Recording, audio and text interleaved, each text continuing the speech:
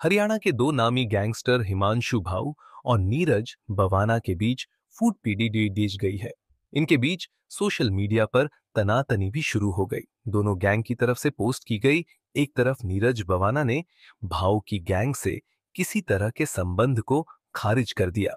इसके जवाब में हिमांशु भाऊ ने कहा कि वह अकेला ही काफी है। छोटा राजन की सुपारी लेकर दिल्ली का दाऊ कहलाने वाला नीरज बवाना इस वक्त मकोका के तहत दिल्ली की तिहाद जेल में बंद है। वहीं हिमांशु भाऊ फर्जी पासपोर्ट के जरिए विदेश भाग चुका है। उसके अमेरिका में छिपे होने की जानकारी है। दिल्ली में हुए अमन जून नाम के शख्स के मर्डर के बाद दोनों गैंगस्टरों में तकरार शुरू हुई है। इन दोनों की लड़ी डाई को लेकर अब पुलिस और इंटेलिजेंस एजेंसियां हाई अलर्ट पर हैं। अगर इनमें लडिस दाई तो फिर कोई बीडी डेड ही गैंगवार हो सकती है। बवाना गैंग ने कहा, मेरा भाव से कोई लेना देना नहीं। इस मर्डर के बाद नीरज बवाना गैंग ने एक सोशल मीडिया पोस्ट डाली जिसमें नीरज बवाना के हवाले से दावा किया गया कि उसका अमेरिका में बैठे कुख्यात गैंगस्टर हिमांशु भाऊ और उसके गैंग से कोई ताल्लुक नहीं है। पोस्ट में यह भी लिखा कि हिमांशु भाऊ मेरे नाम से कोई क्राइम अगर करता है तो उससे मेरा कोई लेना देना नहीं है।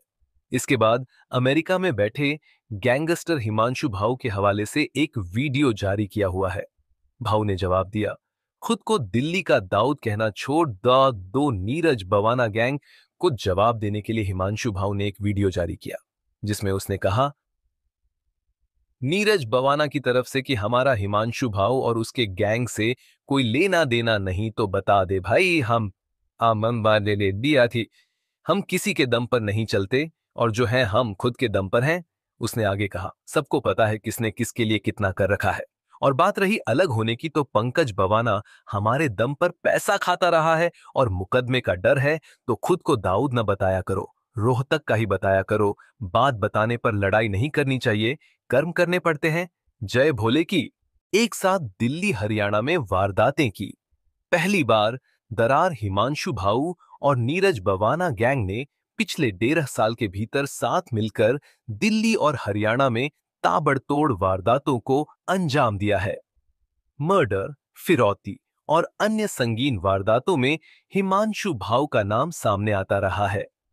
कुछ दिन पहले हरियाणा के अलग अलग शहरों में फायरिंग कर मांगी गई करोड़ों रुपए की फिरौती में भी हिमांशु भाऊ का ही नाम सामने आया था। हिमांशु भाऊ के खिलाफ इंटरपोल की तरफ से रेड कॉर्नर नोटिस जारी है। Delhi police, Haryana police, NIA को हिमांशु भाऊ की तलाश है। हालांकि दिल्ली एनसीआर, हरियाणा, पंजाब और राजस्थान की पुलिस और सुरक्षा एजेंसियों को अच्छी तरह पता है कि नीरज बवाना और हिमांशु भाऊ गैंग मिलकर काम करते हैं।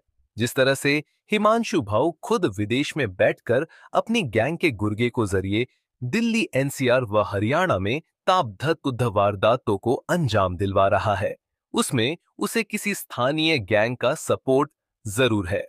वह मर्डर जिसकी वजह से दोनों में लद्दाई शुरू हुई 18 जून को हरियाणा के झज्जर जिले में रहने वाले अमन जून नाम के शख्स की दिल्ली के राजौरी स्थित बर्गर किंग रेस्टोरेंट में ताबड़तोड़ गोलियां मारकर हत्या कर दी गई थी। इस हत्याकांड की जिम्मेदारी सोशल मीडिया पोस्ट के जरिए गैंगस्टर हिमांशु भाऊ ने ली थी।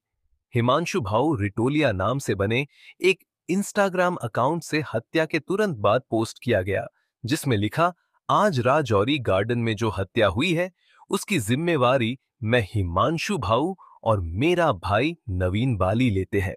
हमारे भाई शक्ति दादा के मर्डर में इसका हाथ था और उसी का बदला आज हुआ है और जो भी बाकी हैं सबका नंबर आने वाला है। इसमें नीरज बवाना गैंग, काला खैरमपुरिया गैंग, नीरज फरीदपुर गैंग को टैग किया गया।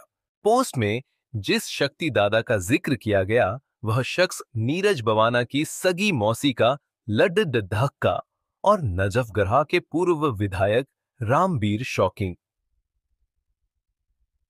का भांजा था। उससे हिमांशु भाऊ और नीरज बवाना के गठजोड़ का पता चला था। इससे पहले भी हिमांशु भाऊ ने हरियाणा के अलग अलग शहरों में जितनी भी वारदात की, उसके तुरंत बाद की गई पोस्ट में नीरज बवाना गैंग को जरूर टैग किया था। इससे दोनों गैंग के साथ होने की जानकारी पता चली थी। आमने सामने हुए इन दोनों गैंगस्टरों की कहानी। हिमांश भाऊ 12वीं में फायरिंग, 4 साल में बन गया मोस्ट वांटेड। रोहतक शहर से करीब 20 किलोमीटर दूर गांव रिटौली का रहने वाला हिमांशु भाऊ स्कूली पढ़ाई के दौरान ही क्राइम की दुनिया में उतर गया। 12वीं कक्षा की पढ़ाई करते समय उस पर एक युवक पर फायरिंग करने का आरोप लगा। यह घटना वर्ष 2020 की है। उसने अपने ही गांव रिटौली के युवक पर फायरिंग की थी।